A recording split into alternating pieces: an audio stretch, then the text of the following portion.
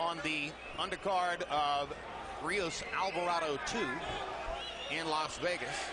And that fight at 140 pounds was an enterprise that his manager Cameron Duncan regarded as a risk. Crawford said, I don't know why he saw it as such a risk. I knew I would easily outbox the guy. And in fact, he did. He has natural athletic skills. Roy Jones, how do you assess his progress so far? So far, I really enjoy seeing Terence Crawford. I've been watching him for quite some time now. I think he's a very skillful fighter, a very smart fighter, has a very intelligent team. He has a lot of great amateur experience, which also makes him a threat in any division, whether he's lightweight or junior lightweight. So I really like the kid. I think he's a great prospect. I'm looking forward to big things from him. As you can see, to say that he's relaxed and takes his time is an understatement. Yeah, but also he doesn't have a rookie in front of him either. You got to remember, Sanabria told us that he has 3 more fights than his record shows. So Sanabria is not a bad fighter, and if Eric Morales had him signed to a contract, he's a guy that we have never seen, but he can't be too bad of a fighter. Sanabria officially is listed at 34-1-1. He's fought in places in Mexico where they didn't even know they had places. And he says, as Roy points out, that he's had 3 other fights. He says all knockouts. No, two out of the 3 knockouts. 2 out of 3 knockouts, excuse me. Yeah, that's right. This dovetails with what Canelo Alvarez constantly tells us in fighter meetings, that he has 9 more fights than he's been given credit for in Mexico, which is astonishing when you consider that Alvarez's record at age 21 is already the record of a 30-year-old fighter. Crawford was an outstanding amateur.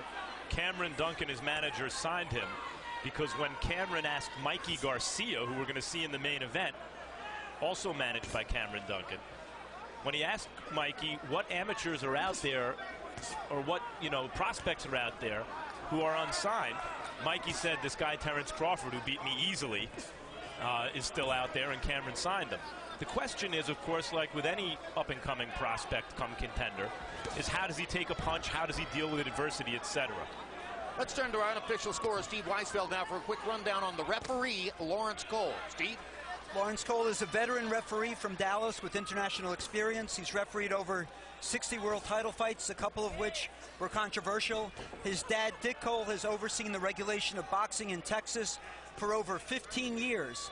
Lawrence has refereed such bouts as Pacquiao, Margarito, Diaz, Malignaggi, and Forrest Mosley, too.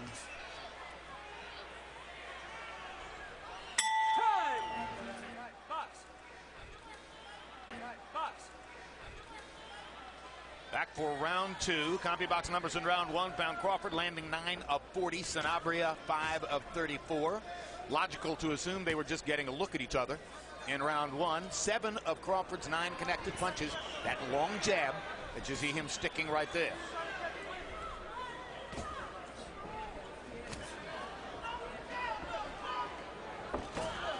Ooh. Sanabria catches him with a left hook. Twice. Right on the button. Crawford comes back with a body shot. And Crawford took him pretty good. He did, but that's impressive because Crawford's a good defensive fighter. Crawford switches southpaw and gets hit again with the Sanabria left hand, this time a jab. Now right to the body by Sanabria, who has come alive in round 2.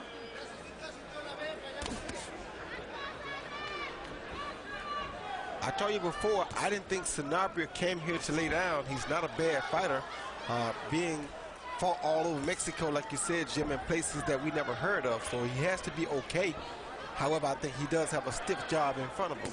And he's long and rangy and cute. He's tricky.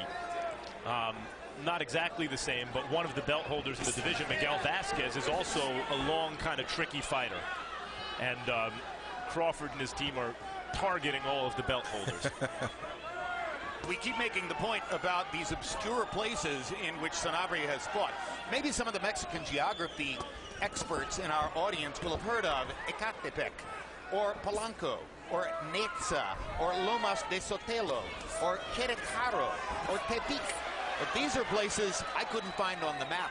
And in each instance, he has fought there. And he has wins in these places. And you see the way he handles himself, it's not hard to believe. In other words, those places likely exist, and he fought and actually won there. able to land 2 flush left hooks in this round on Terence Crawford's face. First time we've ever seen that. Back in the day when Julio Cesar Chavez Sr. was closing in on what ultimately became 93 consecutive wins, the frequently repeated line was, yeah, but 40 of those wins were against cab drivers in Tijuana. Sanabria's wins couldn't have come against cab drivers because those towns aren't big enough to have cabs. Let me tell you something. You fight 40 cab drivers in Tijuana, see what your record is. It's not going to be 40-0. Not at all.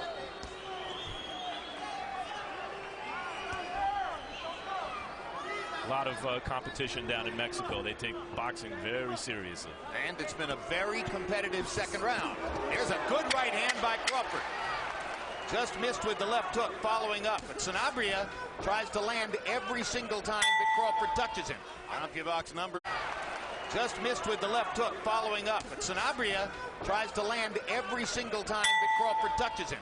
CompuBox numbers in round 2. Crawford 13 of 42 and Sanabria 12 of 43. In other words, virtually identical. But those 2 eye-catching left hooks early in the round by Sanabria might have been difficult for judges to overlook. Tell you, Sanabria is definitely going to make Crawford work here tonight. We're going to learn a lot about Terence Crawford here in these next few rounds. And he's not the ideal opponent for Crawford, meaning a rising star who's a boxer and a counterpuncher ideally would have a guy coming towards him looking to initiate offense so the counterpuncher could show what's in his arsenal. And instead here, Crawford has a puzzle he needs to figure out. And the puzzle's fighting back. Yeah, it's a good thing for Crawford, though. This is the type of activity he needs to see before he challenges for a title. So I'm very delighted to see him have to figure out how to solve this puzzle. 135-pound weight class has become somewhat nondescript after the departure of Adrian Broner to move all the way up to 147 for his upcoming fight with Paulie Malignaggi. So there's room there for a star to emerge, and Crawford is hoping that he's the guy. He looks like the most likely candidate, but he's also got to make sure that the puzzle doesn't figure out him, which is happening to some extent here.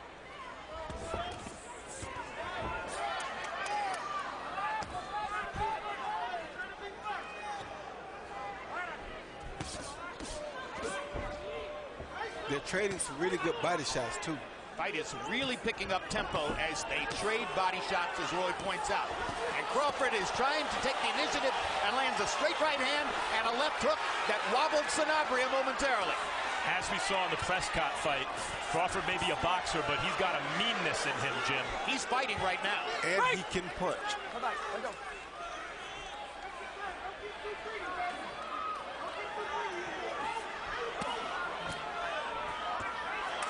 Sanabria scores a rally. Turns things around with the uppercut. He can take a decent punch too, Roy. And he throws a pretty good punch. That's Sanabria. But yes, Terence Crawford takes a really good punch. Good move by Crawford. Didn't know that we'd find that out tonight. Stop.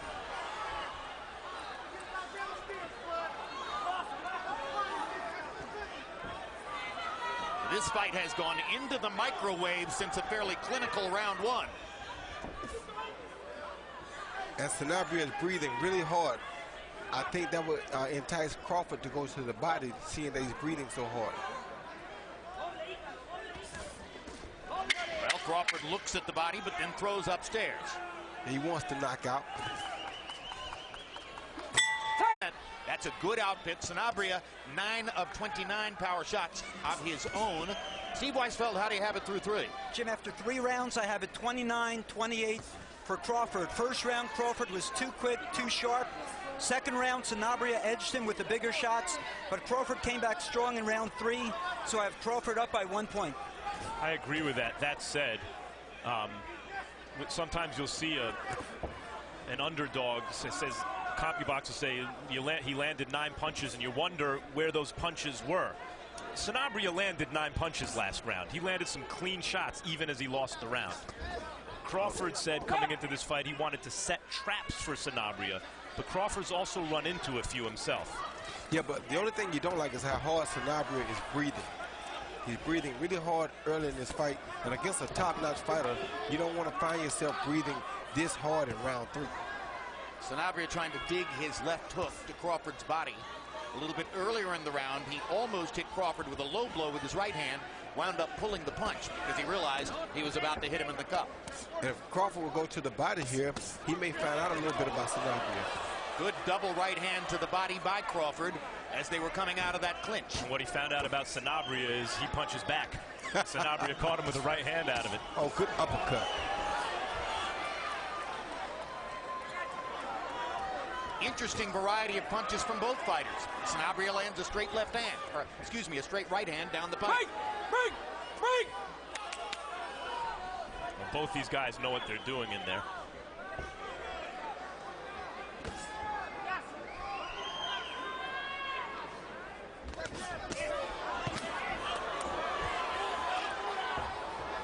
Oh, good body shot by Crawford. Crawford has dispensed with the counterpunching here, is taking over and leading, assaulting Sanabria, trying to make a statement as round 4 progresses. Well, Sanabria, as you see, is going for the knockout. He's really not trying to win a points battle here, and he's breathing awful hard. When a guy's breathing that hard, that doesn't seem like a guy who wants to outwork his opponent. He wants to try to get a knockout. However, Crawford has taken over this fight somewhat because now he's out in front and starting to hit Sanabria with the lead pot shots. Right, this is a different Crawford than the one who fought Prescott, where he had to make sure don't get hit on the chin. Here he feels a little more comfortable exchanging and is throwing some vicious shots upstairs and down, and as you said, Jim, making the fight. And he switches southpaw here, something he did with great effect against Breidis Prescott. He did it against Prescott to set up counter punches. Timey box numbers in round 4 found Crawford stepping up his attack to the body, 6 of his 12 pound, mostly upstairs in the first 3 rounds. And you heard Crawford's trainer, Esau Dieguez, saying to him in the corner, everything off the jab. And in Sanabria's corner, they also wanted the jab, and Sanabria gave it to him early. They also said they want a power jab.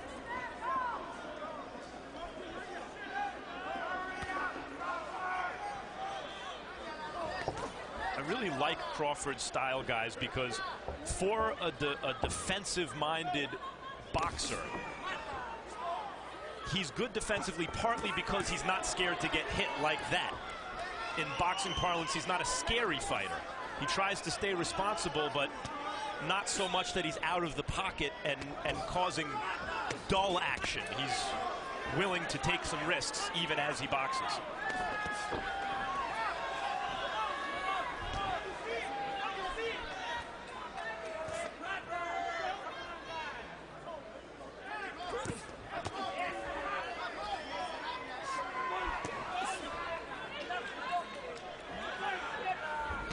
Crawford 20-0 with 15 knockouts. Good body shots there. He said he wouldn't be gunning for a knockout tonight, but could have fooled me. Looks like he's gunning for 16 right here.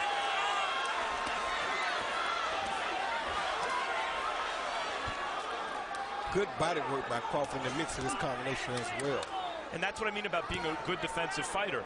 Sanabria is throwing whistling straight right hands right down the pike. And Crawford, who's been hit with some shots here, is moving his head and taking some risks. Takes a right hand.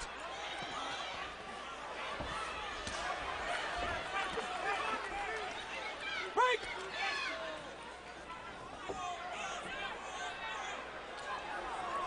Still don't like how Sanabria is breathing so heavily out of his mouth. Has an unusual mannerism, Roy. Kind of gulps for air. Like something's wrong with his nose or something. I don't Exactly. know. Like there's a guy tattooing him with both hands to the body, maybe.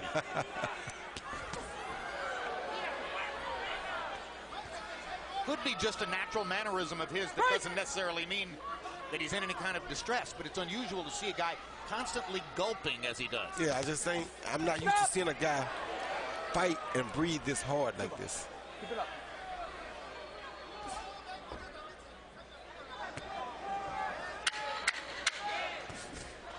Stop.